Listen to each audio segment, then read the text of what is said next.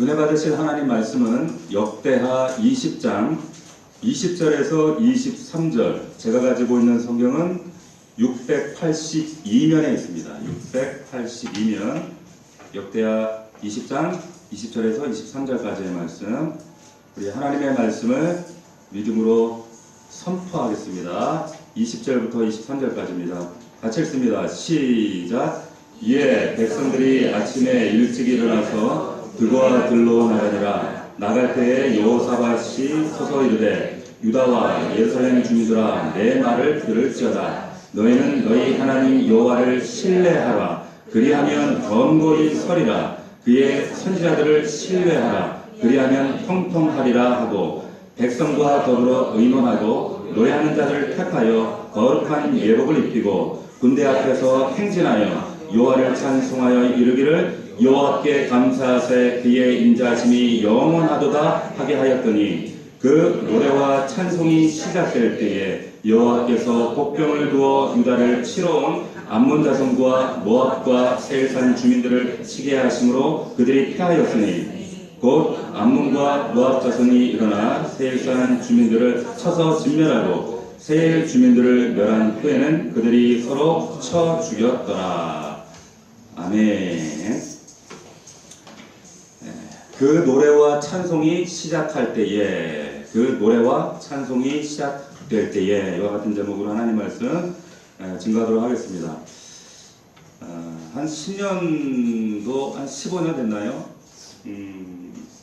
대우그룹의 전 회장이었던 그 김우중 전 회장이 도피 생활을 하다가 급거 귀국하는 사건이 대대적으로 보도된 적이 있었습니다. 그때 그분의 귀국 사건을 두고 참 여러 말들이 많았었습니다.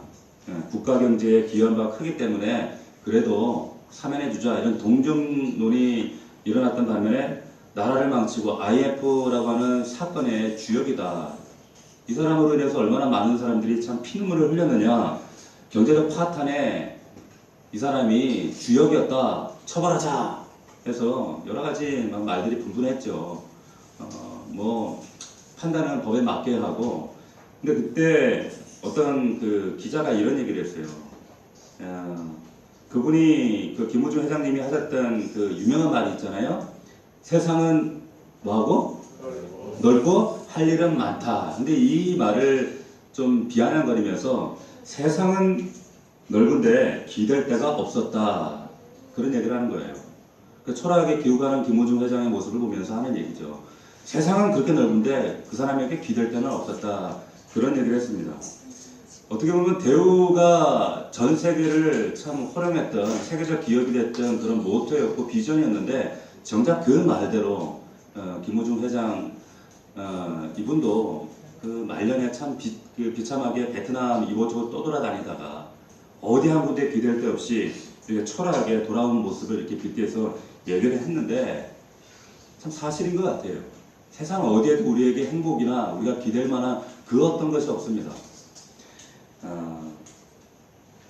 우리 기독교에 하이델베르그 신앙 문답서라고 하는 그 기독 교리서가 있습니다. 여기에 우리의 삶의 전곡을 찌르는 질문이 등장하는데 이런 질문이 있어요. 뭐라고 하는가 하면 사나 죽으나 인생에게 유일한 위로가 있다면 무엇입니까?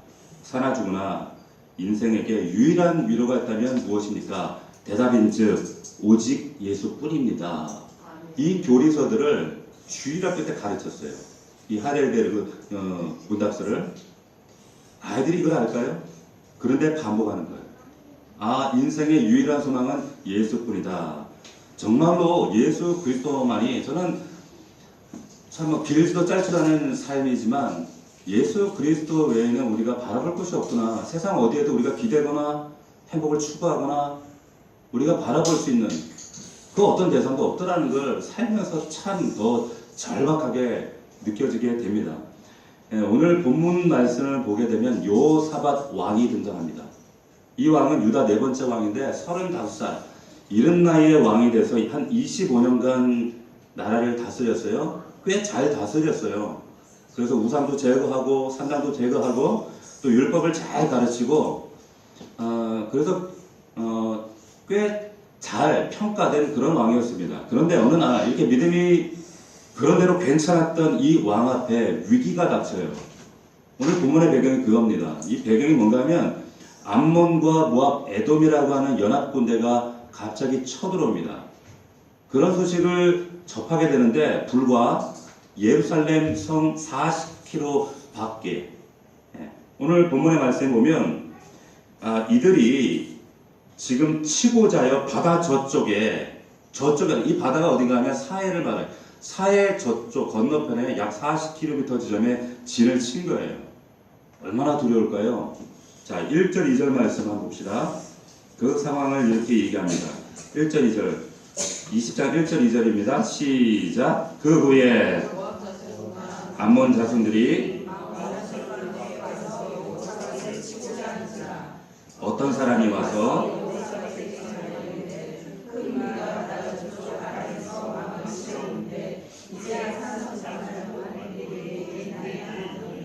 자, 지금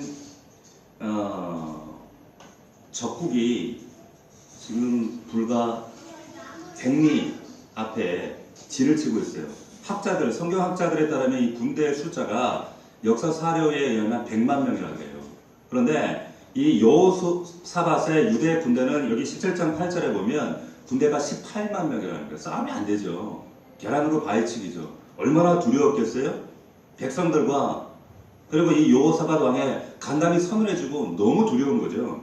이런 상황 가운데 있을 때 여기 보면 3절 4절을 보면 이렇게 기록을 합니다. 3절을 보십시오. 여호사밧이 두려워하여 여호와께로 낯을 향하여 간구하고 온 유다 백성에게 금식하라 공포하네.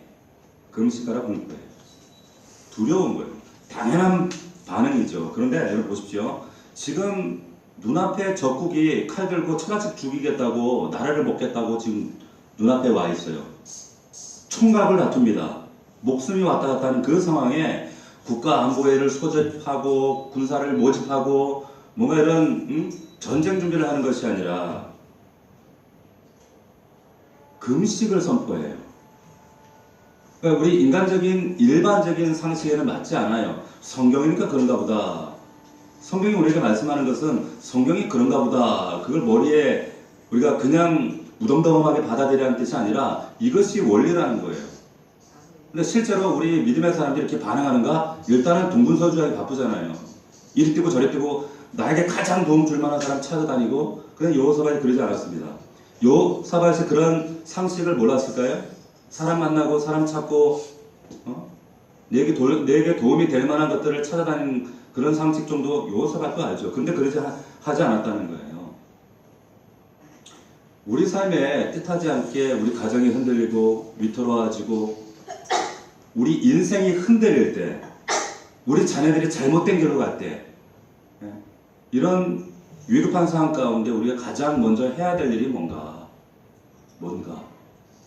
중요한 구절이 있습니다. 우리가 읽었던 3절, 우리 3절 다시 한번 읽어봅시다. 3절, 우리 전반부만 읽어보겠습니다. 시작. 여호사밧이 두려워하여 여호와께로 낯을 향하여 간구하고. 여기 보면 여호와께로 어떻게 한다고요? 낯을 향하여. 두려운 건 사실이에요. 현실은 안 바뀌었어요. 앞이 깜깜해요. 도무지 어떤 자신의 생각으로는 이성으로 어찌할 방도가 보이지 않아요. 그런데 두렵지만 여호와께로 낯을 향하여. 여기 직역하면 이 히브리 원문을 직역하면 이런 말입니다. 그의 얼굴을 여호와께 드렸다. 그의 얼굴을 여호와께 드렸다는 거예요. 이 히브리식 유대인들의 표현인데 이 무슨 말인가 하면 하나님께만 온전히 전적으로 집중하기로 결단했다라고 하는 표현이에요. 낯을 하나님께 드립니다. 그럴 때 놀라운 것은 여호와의 낯도 나를 향하신다는 거예요. 믿으시길 축원합니다. 여러분, 대부분 성도들이 육신의 방법을 찾아요. 이 땅의 방법과 이 땅에 내가 터득했던 처세를 따라간단 말이에요. 그러니까 하나님의 낯을 구할 생각을 전혀 안 하는 거죠. 근데 하나님은 그걸 원치 않으시거든요. 여러분, 돼지는 목뼈가 없는 거 아세요? 돼지는 목뼈가 없습니다. 아, 무슨 말씀이세요? 돼지 목뼈 내가 얼마나 좋아하는데. 근데 우리처럼 이렇게 돌아가지 않잖아요. 그러니까 돼지는 평생 땅만 바라보고 살아요. 돼지니까 땅 바라보고 땅 쳐다보고 땅이 전부고. 그런데 하나님은 땅만 쳐다보고 사는 걸 원하지 않으시거든요. 그러니까 어떻게 해요? 걸어서 넘어뜨리는 거예요. 돼지가 발랑 자빠지면 비로소 하늘을 봐요. 아, 하늘이 있구나. 바둥바둥거리면서 하늘이 있구나라는 걸 깨달아요. 하나님은 우리를 돼지로 부르신 게 아니거든요. 땅에 집중하고 땅의 방법을 추구하고 땅에 익숙하게 살아가는 우리지만, 하나님은 우리에게 왜 그렇게 발뿌리를 걸어뜨려서 우리의 정체성을 다시 한번 하늘을 바라보면서 우리를 다시 한번 뒤집어 놓으시는가? 그래야 하늘 낯을 찾아요. 참 얼마나 우리가 연약하고 미련한가. 그런데 성경은 그것을 아버지의 사랑이야 그러시는 거예요. 마치 탕자가 지 맘대로 하겠다고 아버지에게 유산받으러 나가잖아요. 어디서 그것을 깨달아요? 아버지 사랑, 내가 돌아가야 되겠구나. 어디서 깨달았죠? 돼지우리에서 깨달아요. 돼지처럼 전락해야 비로소 하늘을 봐요. 여호와께로 낯을 향한다. 이게 무슨 말인가? 뒤집힌 돼지처럼 우리를 하나님이 취급하시는 것이 아니라, 이 낯을 향한다는 의미는 12절을 보면 그 의미가 나옵니다. 12절 보십시오. 12절 말씀을 합독하겠습니다. 시작. 우리 하나님이여 그들을 징벌하지 아니하시나이까. 우리를 치러오는 이 큰 무리를 우리가 대적할 능력이 없고 어떻게 할 줄도 알지 못하고 오직 주만 바라보나이다. 아멘. 여기 오직 주만 바라보나이다. 이게 낯을 향하는 거예요. 오직 주만 바라보는 거예요. 오직에 여러분 주목하셔야 돼요. 이것도 보고 저것도 보고 내가 할 수 있는 것도 해보고 이 사람도 찾아가 보고 내 방법 적당히 양다리 다 걸치고 종신범처럼 하나님도 한번, 이것이 아니라 오직이에요. 오직. 이것이 여호와께로 낯을 향하는 겁니다. 근데 이 낯을 언제 어떻게 구하게 되는 줄 아세요? 그 앞에 나와요. 대적할 능력이 없고 어떻게 할 줄도 알지 못하고. 하나님이 뒤집어 놓으신단 말이에요. 그런데 이것이 꼭 하나님한테 매를 맞아야, 뒤집어 놔야 깨닫는다면 진짜 돼지죠. 그렇죠? 그게 아니라 하나님은 친밀한 가운데 이를 깨닫게 하세요. 이 여호사밧에게 하신 것처럼, 여호사밧 이 왕이 지혜로웠던 이유 중에 하나는 뭐냐? 자신이 얼마나 무기력한지를 알았어요. 연약한지를 알았어요. 도무지 자신의 한계가, 이 무능력이 얼마나 부족한지를 체감하고 있었다는 거예요. 그래서 하나님, 나는 대적할 능력이 없습니다. 어떻게 할 줄도 알지 못합니다. 그래서 나는 낯을 향하여 오직 주만 바라봅니다. 믿음의 성숙이라고 하는 것은, 여러분, 신앙이 성숙하다라고 하는 것은 이런 고백을 하는 사람이에요. 아, 내가 그래도 권사인데, 장로인데, 내가 신앙생활 경륜이 몇 년인데, 아이, 목사님 나도 옛날에 다 해봤어요. 그게 아니라, 하나님, 내가 할 줄 아는 거 이거밖에 없습니다. 도무지 내가 얼마나 하나님 앞에 연약하고 한계가 있으며 얼마나 무기력한 죄인인지, 과거 나의 자만과 오만과 똑똑함으로 살아왔지만 되던 거 없습니다. 하나님, 나 이런 사람입니다. 하나님 은혜 없으면 단 한순간도 버텨낼 수 없는 사람이 바로 이 무지한 저입니다. 내 생각, 내 몸뚱아리 이거 하나도 내 마음대로 움직일 수 없는 것이 바로 갈대 같은 나라는 존재입니다. 이것을 발견하고 고백할 줄 아는 사람이에요. 이 사람이 진짜 겸손한 사람이거든요. 그 연약한 가운데 하나님이 일하시는 줄로 믿으시기를 축원합니다. 이 고백이 나를 살려요. 이게 살린다니까. 절체절명의 위기 가운데 여러분들 꼭 기억하십시오. 낯을 향하고 하나님 앞에 나의 한계와 연약함을 고백하는 거예요.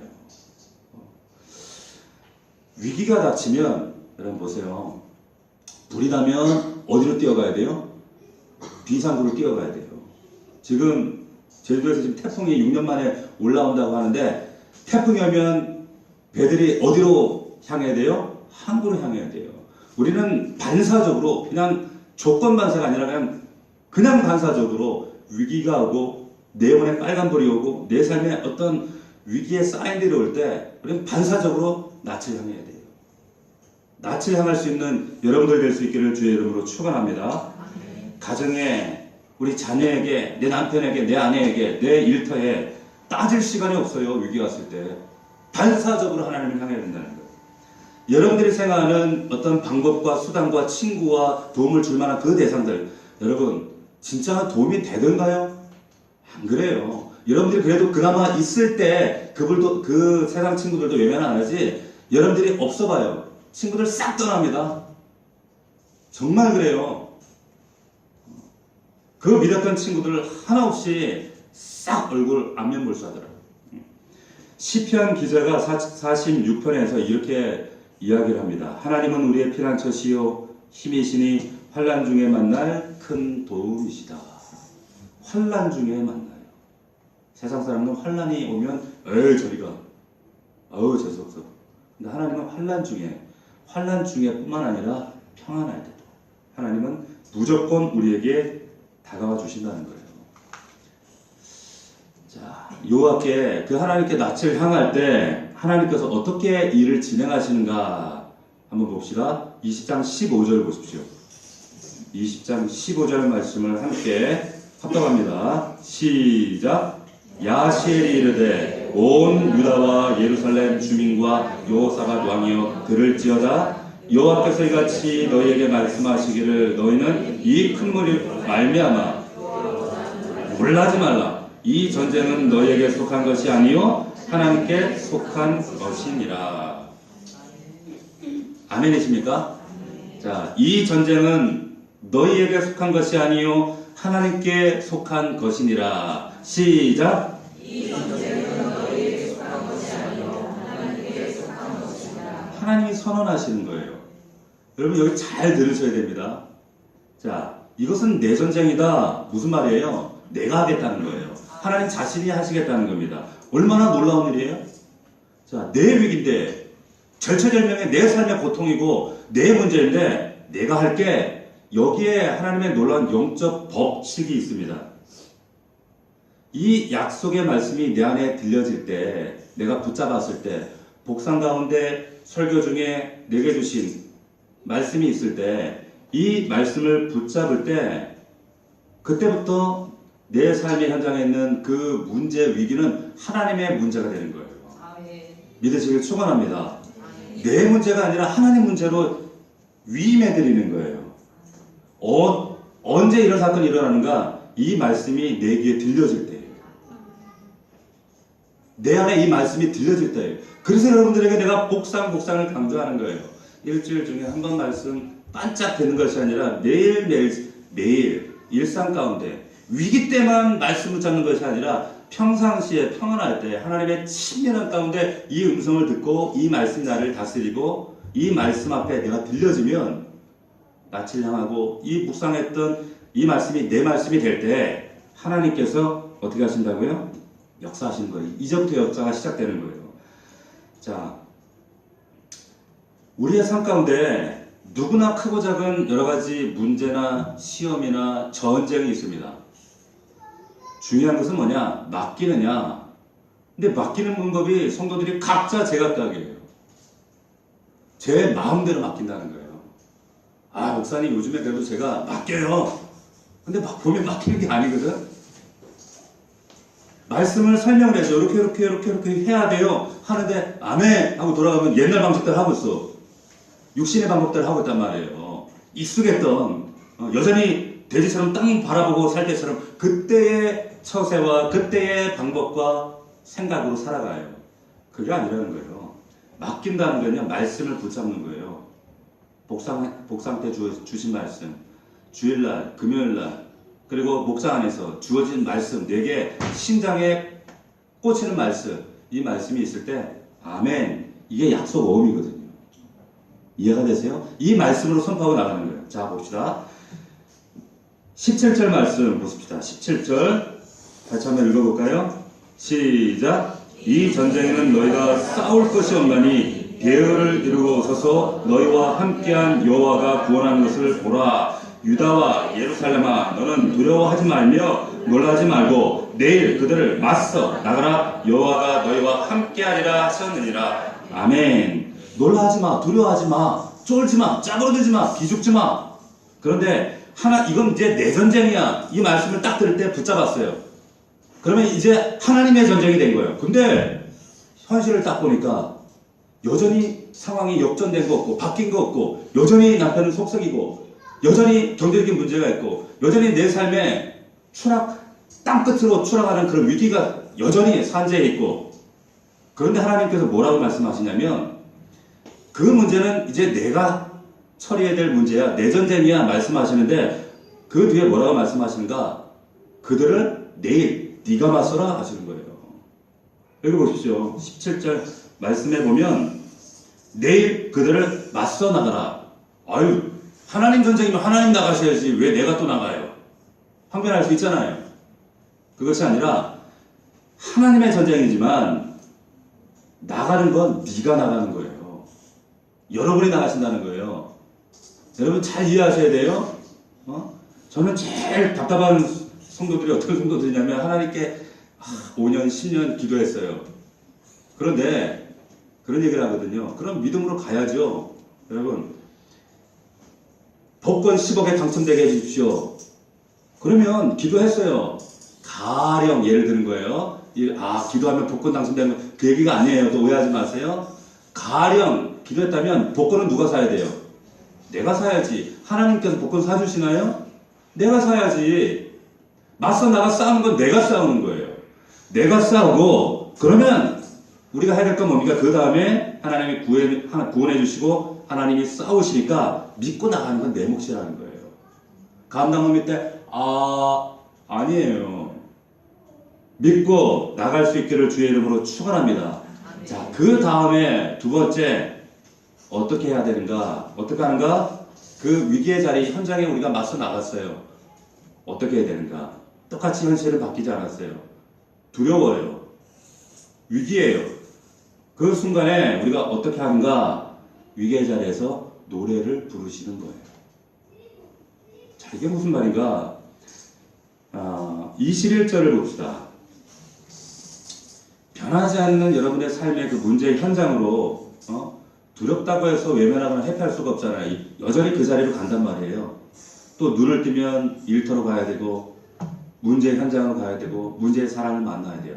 그런데 그 현장에서 이와 같이 하시는 겁니다. 21절 같이 읽어봅시다. 시작. 백성과 더불어 의논하고 노래하는 자들을 택하여 거룩한 예복을 입히고 군대 앞에서 행진하며 여호와를 찬송하여 이르기를 여호와께 감사하세 그의 인자하심이 영원하도다. 아멘. 자, 이거 이해가 되십니까? 이해가 되세요? 자, 이 찬송을 부를 때 상황은 바뀐 거 아무것도 없어요. 자, 이게 무슨 말인가? 이 전쟁터에 나가는 이 모습이 일반 다른 나라의 군대와 모습이 전혀 달라요. 전쟁 물자를 준비하고 무기와 칼, 창, 방패를 만들고 장수를 세우고 이래야 되는데 성가대를 세운다는 거예요. 군대 앞에 장수를 세워야 되는데 성가대 가운, 예복을 입히고 성가대 찬양 가운을 입히고 군대 앞에 이들을 세운다는 거예요. 말도 안 되는 일을 하는 거예요. 세상 사람들을 볼 때는 이해가 안 되는 행동이에요. 자, 이 거룩한 예복을 입고 여호와께 감사세 부르며 나아가요. 지금 이 노래를 부를 상황인가요? 이 감사의 노래를 부를 상황이에요? 전혀 아니죠. 승리한 것도 아니잖아요. 지금 계산장군처럼 지금 뭔가 승리하고 전리품을 취하고 이렇게 돌아오는 그 순간이 아니라 지금 절체절명에 사느냐 죽느냐 그 위기 가운데 성가대 입고 가운을 입고 노래하며 나간다. 상식적으로 안 맞아요. 근데 그렇게 하라는 거예요. 여러분들에게. 여러분들 그렇게 해야 역사가 이루어진다. 여기에 놀라운 영적인 비밀이 숨겨져 있습니다. 이게 무슨 말이냐? 우리가 위기만 되면 누구 찾아가고 내 방법을 찾고 내가 하던 행습과 습관대로 하고 친구에게 기웃거리고 그게 아니라 여호와께 낯을 향해요. 낯을 집중해요. 오직 주만 바라보고 복상하고 또 예배에 더 집중하고 말씀에 집중하고 그러면 하나님이 내게 내 심장에 꽂히는 약속의 말씀을 주신단 말이에요. 내 거예요, 내 거. 그 말씀을 붙잡고 또 묵상하고 기도해요. 그런데 삶은 여전해요. 여전히 위기 상황, 깜깜해요, 두려워요, 답답한 현실이에요. 계속 지속돼요. 그런데 그 상황 가운데 그 다음에 중요하다는 거예요. 그 현장에, 위기 현장 가운데 맞서 나아가서 찬송합니다. 노래를 합니다. 이게 무슨 뜻일까요? 바뀐 거 하나 없는데 미리 찬송하라는 거예요. 미리 감사하라는 거예요. 미리 선포하라는 거예요. 이것이 바로 결단과 약속이 이루어짐을 확신하는 믿음의 순종이에요. 이게 믿음의 결과입니다. 여러분 오해하지 마세요. 믿음의 결과는 갑자기 그 다음날 눈을 떠봤더니 하루아침에 적국들이 다 도망가고 없었더라. 이게 믿음의 결과가 아니라 그게 결과가 아니라 믿음의 결과는 얘기했죠. 반드시 나의 믿음의 구체적인 내용과 말씀을 따라 결과가 나타나는데 그리 할 수 없는 상황 가운데 그리 이렇게 하게 되어진 이것이 믿음의 결과예요. 믿으시길 축원합니다. 여러분 잘 기억하셔야 돼요. 믿음의 내용과 믿음의 대상이 있고 그리고 믿음의 결과. 그러면 이제 적국이 무너지는 이건 뭐냐? 이것은 결과가 아니라 믿음의 결과가 아니라 믿음의 순종에 대한 하나님 우리에게 허락하시는 순종의 대가예요. 자 보십시다. 20절 말씀을 보십시오. 같이 읽어봅시다. 시작. 너희 하나님 여호와를 자 20절 처음부터 다시 시작. 이에 백성들이 아침에 일찍 일어나서 드고와 들로 나가니라. 나갈 때에 여호사 서서 이르되 유다와 예루살렘 주민들아 내 말을 들을지어다. 너희는 너희 하나님 여호와를 신뢰하라. 그리하면 견고히 서리라. 그의 선지자들을 신뢰하라. 그리하면 형통하리라 하고. 바뀐 거 아무것도 없잖아요. 그런데 나가는 맞선단 말이에요. 자 그랬더니 하나님께서 이제 구체적인 역사가 22절부터 나타납니다.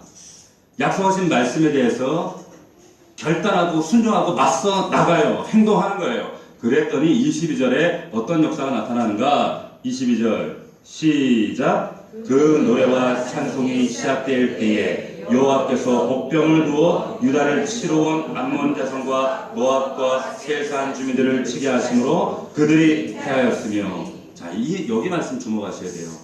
그 노래와 찬송이 시작될 때, 시작될 때, 변화된 게 아무것도 없어요. 달라진 거 아무것도 없어요. 여전히 위기 절체절명의 현실이에요. 그런데 시작될 때에 이 말씀이 중요한 거예요. 여러분 조건을 따라 감사하는 것은요 사실 진짜 감사가 아니에요. 여러분들에게 부탁합니다. 미리 감사하시기를 주의 이름으로 축복합니다. 아멘. 미리 감사하는 거예요. 내가 받았으니까, 내게 주셨으니까, 맡았던 것이 열렸으니까, 잘 됐으니까, 응답되어서 감사하는 것이 아니라 약속의 말씀을 붙잡고 시작하시는 거예요. 아멘. 시작하세요. 아멘. 그래서 믿음은 결단이고 순종이에요. 시작할 때 하나님의 역사가 믿음으로 바뀌어집니다. 우리가 감사예물 드리잖아요. 감사예물도 감사할 조건을 가지고 드려지는 것이 아니라 감사예물은 선포예요. 미리 감사하세요. 이게 놀라운 영적 법칙이라는 거예요. 이게 말씀이라는 거예요. 여러분 우리가 저와 여러분의 삶 가운데서 이 노래와 찬송을 잃어버리는 이유가 뭘까? 이유가 뭘까요? 대부분이 염려, 근심 때문에 그렇습니다. 두려움 때문에, 일어나지 않은 일 때문에 두려워하고, 기억해야 될 것은 이 두려움은 사실은 불신앙이에요. 불신입니다. 하나님께서 함께 할게 이 약속의 말씀이 내 말씀이 안 된 거예요. 수없이 복상을 내 마음으로 읊조리고 묵상하고 강단에서 선포되어지는 하나님의 음성을 내 말씀으로 붙잡고, 그럼에도 불구하고 현장으로 돌아가면 내 육신이, 이 패러다임이 이게 또 작동하는 거예요.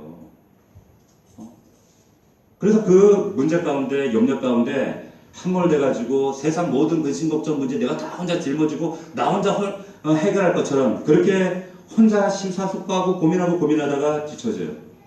그러다가 안간힘쓰다가 지쳐 쓰러지는 거예요. 우리 신앙생활은 다이나믹해야 됩니다. 역동적이어야 돼요. 순종으로, 결단으로, 그때그때마다 하나님이 내가 시작할 때마다 역사하시는 그 하나님의 은혜를 기대하며 나아갈 수 있는 저와 여러분들이 되기를 주의 이름으로 축원합니다.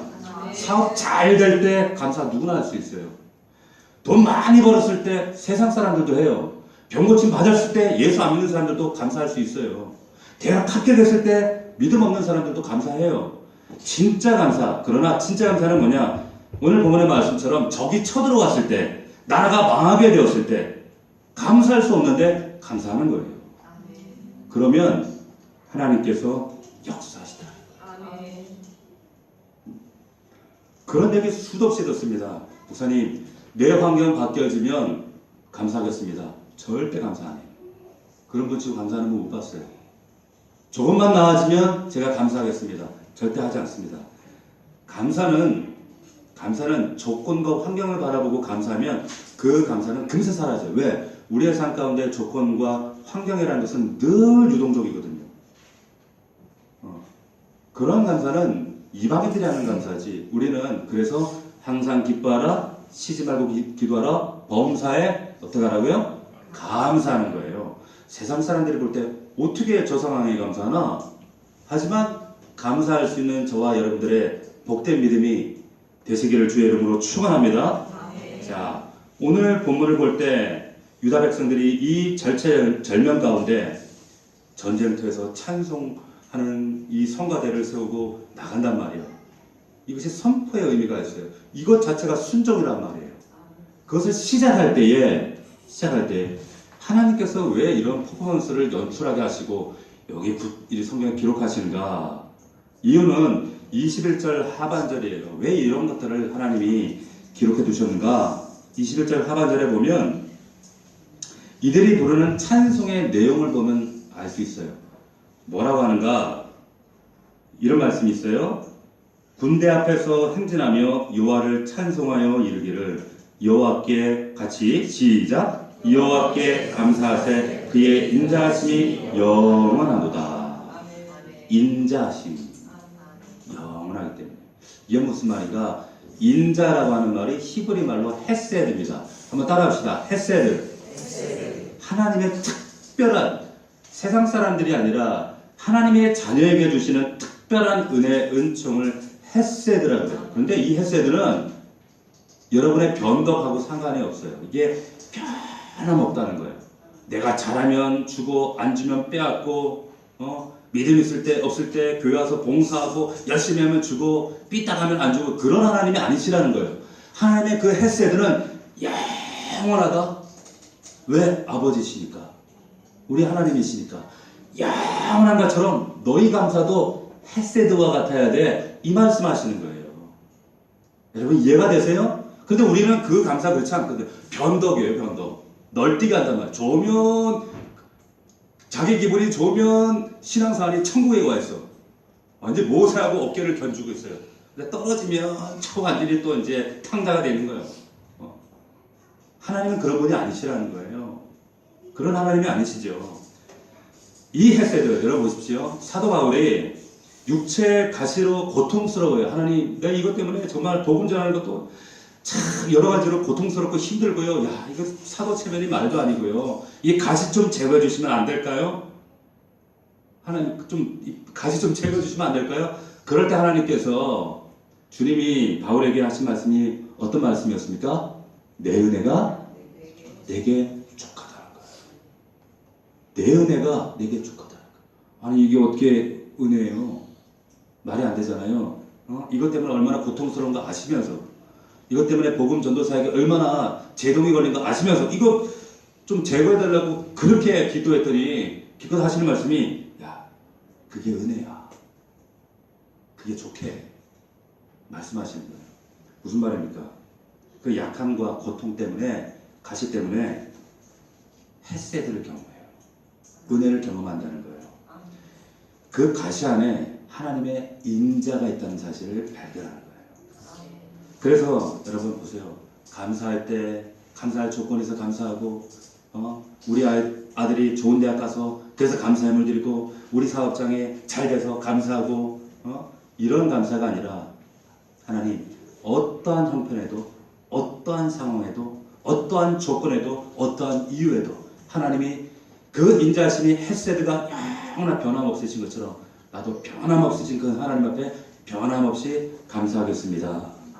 여러분, 근데 이 감사가 놀라운 것은 뭐냐면 여러분의 앞으로 3년, 5년, 10년 후의 미래를 결정합니다. 이 감사가 미래를 해석해요.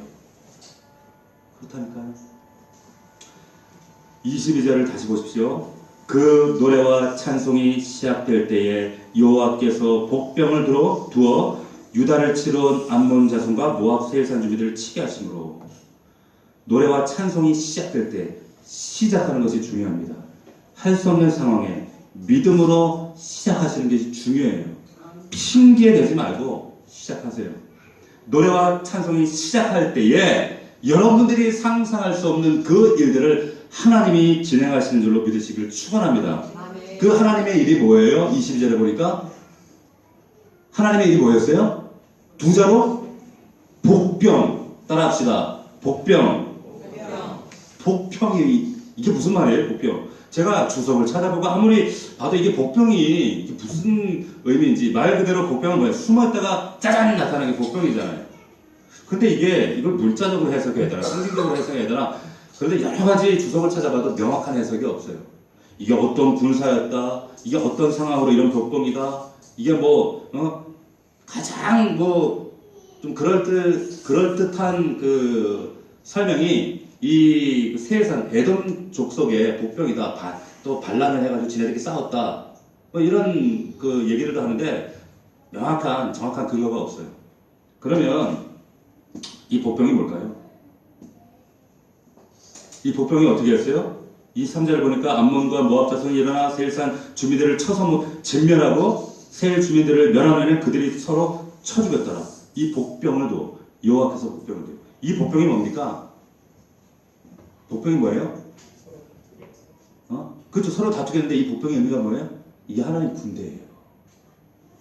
하나님의 군대라는 거예요. 보세요. 여러분들이 도무지 깜깜한 그 위기 절체절명의 상황, 아무것도 변화되어진 것이 없는 그 현장 가운데 내가 믿음으로 낯을 향하고 말씀을 붙잡고 하나님 앞에서 내가 믿음으로 결단하고 행동했을 때 그 행동이 뭡니까? 아멘! 된 줄로 믿고 노래하고 찬송했을 때, 미리 감사했을 때 하나님께서는 그것을 신뢰로 여기시고 복병을 일으키시는 거예요. 이와 같은 일이 여러분 성경에 보면 너무나도 비일비재합니다. 이와 같은 하나님을 여러분들 만나시기를 주의 이름으로 축원합니다. 상상할 수 없는 방법. 성경에 보면 엘리사가 아람 군대가 성을 포위하잖아요. 그럴 때 게하시의 눈을 확 열어서 하나님의 복병을 보여주죠. 뭐예요? 하나님의 불병거를 보여주신단 말이에요. 여호람 때 북이스라엘이 사마리아 성이 포위됩니다. 이스라엘 백성들이 그 성 안에서 굶어 아사되어져 가는 거예요. 그때 하나님께서 어떤 역사를 일으키시는가 하면 환청을 듣게 하시는 적국들이 막 불병거 소리 막 이렇게 적국의 군대 말발굽 소리 막 이 환청이 들리게 해가지고 이 적군들이 와 이거 아람 군대인가 보다, 와 이게 애국 군대인가 보다 하고 혼비백산에서 도망가게 하시는 거예요. 상상할 수 없는 하나님의 방법을 복병이라고 표현하는 거예요. 여러분 제가 그런 말 많이 하잖아요. 여러분들이 애써봐야 콩이 100바퀴 굴러가야 또르륵 여기까지예요. 어떻게? 호박이 한 바퀴 굴러가는 게 낫단 말이에요. 하나님의 복병이에요. 복병. 혼자 씨름하고 고민하지 마시고 어떻게 해야 되는가를 여러분들이 잘 기억하셔야 돼요. 그 노래와 찬송이 시작될 때 한번 따라합시다. 그 노래와 찬송이 시작될 때에 시작하세요. 결단하세요. 저도 목회하면서 이런 경험들이 너무 많아요. 우리 교회가 세워질 때도 그랬고 정말 어렵고 깜깜하고 보이지 않고 제가 참 일반적이지는 않았던 것 같아요. 제 삶을 보면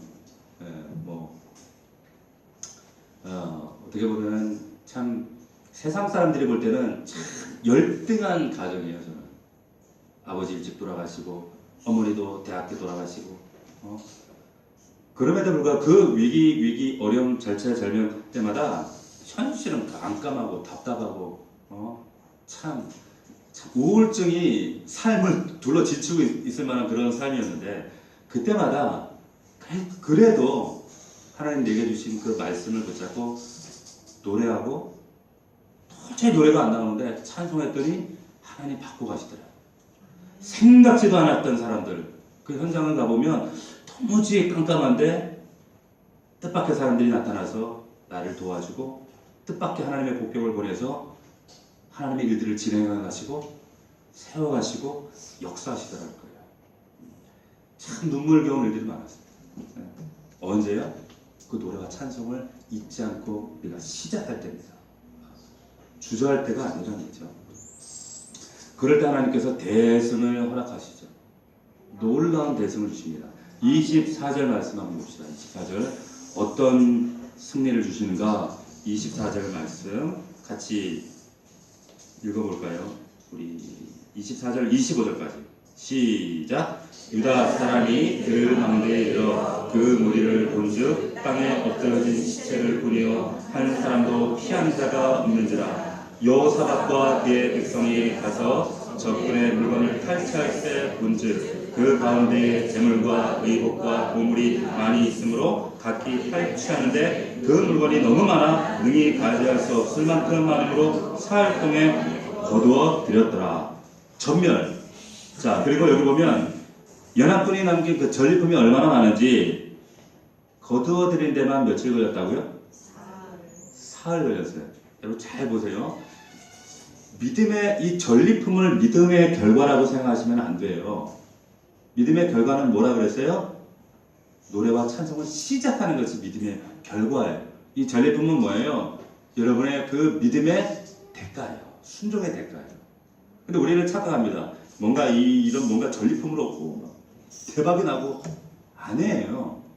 여기에 집중하면 진짜 믿음의 결과를 여러분들이 못 볼 수 있어요. 여러분 잘 이해하셔야 되는데 나는 지금까지 전리품에만 관심 있단 말이에요. 진짜 믿음의 역사는 여러분들의 상급은 여러분들이 노래할 때 찬송을 시작할 때. 아멘. 자, 이 놀라운 하나님 축복도 주신다는 거예요. 여러분 저는 우리 성도들 삶 가운데 이와 같은 역사가 충만하기를 목사가 아니라 목사를 떠나서 정말 믿음의 함께 동역자로서 간절히 축복합니다. 왜냐하면 제가 그런 경우들을 많이 봐요. 하나님 앞에 정말 어려운 가운데 힘든 가운데 결단하고 순종했을 때 어려운 결정이었거든요. 그런데 하나님이 꼭 거기에 대한 대가를 주시더라고요. 그런 경험 없으신가요? 꼭 주시더라고요. 그래서 감사하는 거죠. 그 다음에 역사하심을 또 기대하게 되는 거죠. 이 골짜기를 오늘 성경에 보니까 브라가라고 했어요. 이 브라가 어떻게 보면 이 여호사밧과 유대 백성들의 무덤이 될 수 있는 이 죽음의 골짜기, 브라가 골짜기라고 바뀌었어요. 이 브라가의 의미가 뭔가 하면 찬송의 골짜기예요. 송축의 골짜기예요. 축복의 골짜기라는 의미입니다. 이런 은혜, 여러분의 삶 가운데 이런 위기의 골짜기가 브라가의 골짜기로 변화되어지기를 주의 이름으로 축복합니다. 그뿐 아니라 한 가지를 더 주시는데 여러분 29절 30절 말씀 보십시오. 20장 29절 30절 같이 읽어봅시다. 시작. 이방 모든 나라가 여호와께서 이스라엘의 적군을 치셨다함을 듣고 하나님을 두려워하므로 여호사밧의 나라가 태평하였으니 이는 그의 하나님이 사방에서 그들에게 평강을 주셨으며. 아멘. 이 기적 같은 승리가 열국으로 확 퍼져간단 말이에요. 그래서 여러분 이 평안은 세상 사람들이 누리는 평안과는 전혀 다른 차원입니다. 하나님만 주실 수 있는 평안과 평화예요. 이 평화를 누리면 여러분 주변에 여러분들을 대적하는 사람들이 여러분들을 대적할 수 없어요. 믿는 자들에게, 믿음을 경험한 자들에게, 순종하는 자에게, 말씀을 따라 노래하고 찬송하는 자들에게 이 평화가 임하는데 여러분 주변에서 괴롭히는 자들이 여러분들을 두려워하기 시작해요. 두려워하기 시작해요. 아, 저 안에 하나님이 계시는구나. 내가 함부로 하면 안 되겠는데. 그리고 여러분들의 모습을 보고 이제 믿음의 자리에 서서히 녹화하기 시작하는 거예요. 이 평화가 여러분들에게 정말 넘치도록 충만하기를 주의 이름으로 축복합니다. 여러분 기억하십시오. 그 노래와 찬송이 시작될 때예요. 시작될 때.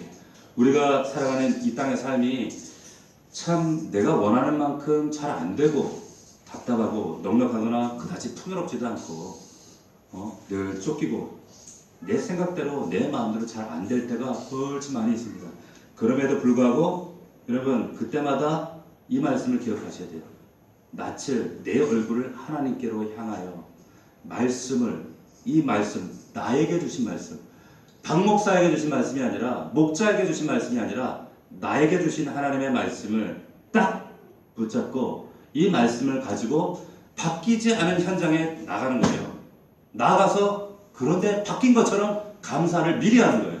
선포하는 겁니다. 순종해요. 그러면 시작될 때 복병이 일어나요. 반드시 하나님께서 놀라운 하나님만 일으키실 수 있는 우리가 상상할 수 없는 하나님의 보호와 능력과 방법으로 여러분들 삶 가운데 여러분의 믿음과 여러분들의 가정과 삶을 그 놀라운 믿음의 반석 가운데 세우시는 줄로 믿으시기를 주의 이름으로 축원합니다. 이 말씀을 여러분들 기억하시면서 우리가 믿음으로 선포했으면 좋겠습니다. 우리 앞서 불렀던 찬양 있죠? 부르고 함께 고백했으면 좋겠는데 주 내 소망은 주 더 알기 원합니다. 이 찬양 다 잘 모르시죠? 낯을 그분께로 집중한다는 거예요. 나의 낯을 살아계신 하나님께 집중하겠습니다. 그런 마음으로 우리 오늘 말씀을 기억하면서 이 찬양을 고백하고 하나님께 우리 믿음으로 결단의 기도를 올려드리겠습니다. 주 내 소망은 주 더 알기 원합니다. 그 가사를 생각하시면서 주 내 소망은 주 더 알기 원합니다. 이전보다 더 가까이 가기 원합니다. 여러분 정말 이 고백이 사실입니까?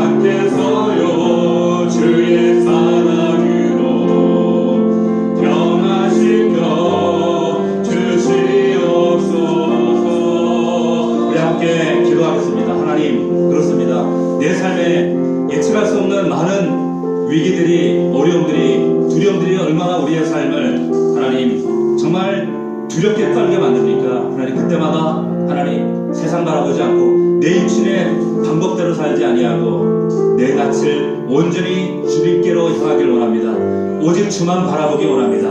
내게 허락하신 하나님의 말씀을 붙잡고 내 현실은 그대로 어렵지만 깜깜하지만 믿음으로 시작하겠습니다. 뭘 시작해요? 하나님 그 노래와 찬송을 시작하겠습니다. 미리 시작하겠습니다.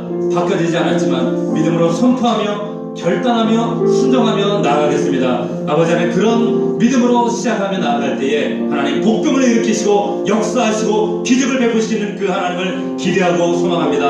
아버지 역사하시고 내 가정의 내 일탈 내 삶 가운데 하나님 이 놀라우신 하나님을 반드시 경험할 수 있도록 축복하여 주셨어서 우리 넘치는 공동체가 되게 하옵소서. 우리 간절한 마음으로 주 앞에 우리 통성으로 간구하며 기도하겠습니다. 살아계신 아버지 하나님 감사합니다. 아버지 그렇습니다. 우리의 삶 가운데 여전히 두렵고 떨리며 우리의 삶을 아버지 하나님 좌절하게 만드는 이 두려운 현장 가운데 아버지 하나님 오직 믿음으로 주님을 바라보기 원합니다. 우리 세상에 기댈 것은 아무것도 없습니다. 내가 소망하고 내가 의지하고 붙잡았던 세상의 그 어떤 것은 이제 주님 앞에 십자가 그 거룩하신 하나님 앞에 나 자신을 먼저 포기하며 내려놓기를 원합니다. 내가 의지하던 것, 내가 내 손에 붙잡고 있던 것, 내가 여전히 하나님을 신뢰하던 것 주님 앞에 내려놓고 포기하기를 결단합니다. 아버지 하나님 도와주시옵소서. 살아계신 아버지 하나님 여전히 내 삶에 바뀌지 않은 이 현장의 문제들을 믿음으로 맞서 싸우겠습니다. 나아갑니다. 하나님 그 노래와 찬송을 시작할 때에 역사하실 그 하나님을 기대합니다.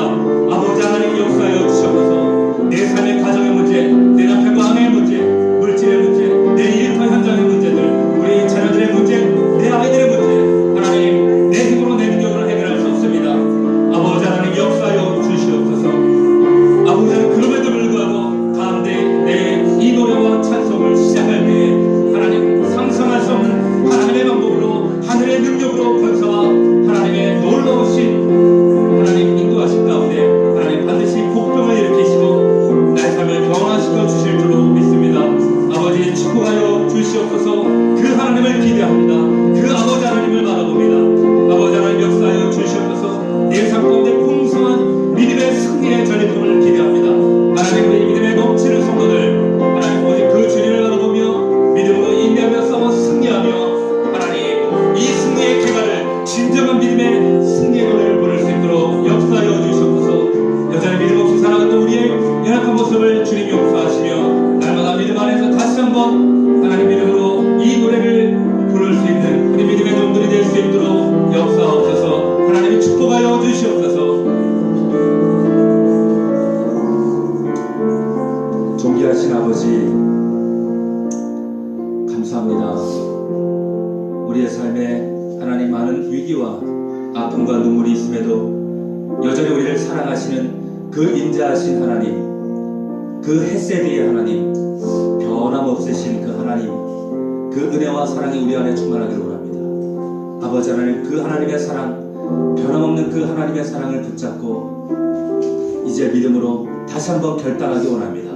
내 삶은 여전히 어둡고 두렵고 깜깜하지만 남편을 바라보며 아내를 바라보며 우리 가정을 바라볼 때 우리 자녀들을 바라볼 때 변화된 것은 없지만 그럼에도 불구하고 하나님 두렵고 떨리는 마음으로 믿음으로 결단하고 순종하며 그 현장에 맞서 나가 싸우기 원합니다. 또한 그 노래와 찬송을 하나님 주님 앞에 올려드리기 원합니다. 미리 찬송하며 미리 감사하는 믿음의 종들이 되기 원합니다. 아버지 하나님 반드시 우리의 삶 가운데 하나님의 군대를 보게 하시고 하나님의 복병을 목도하는 우리 믿음의 가족들 다 되도록 주님 축복하여 주시옵소서. 반드시 믿음의 대승을 거두게 하시고 우리의 삶 가운데 하나님 의도하신 참된 샬롬을 경험할 수 있도록 인도하여 주시옵소서. 아버지 하나님 여전히 두려움 가운데 있는 우리 성도들이 있습니까? 여전히 염려하며 여전히 근심하는 우리 믿음의 가족들이 있습니까? 모든 것 주님 십자가 앞에 내려놓습니다. 믿음으로 나아가기 원합니다. 아버지 하나님 이 싸움은 나의 싸움이 아닙니다. 이 전쟁은 하나님께 속한 것입니다. 하나님의 전쟁이 되게 하시고 하나님의 문제가 되게 하시며 하나님의 싸우시는 그 놀라운 역사를 우리 눈으로 목도하도록 아버지 하나님 축복하시고 우리의 영안을 열어 주시옵소서. 감사드리오며 예수님의 이름으로 기도하옵나이다.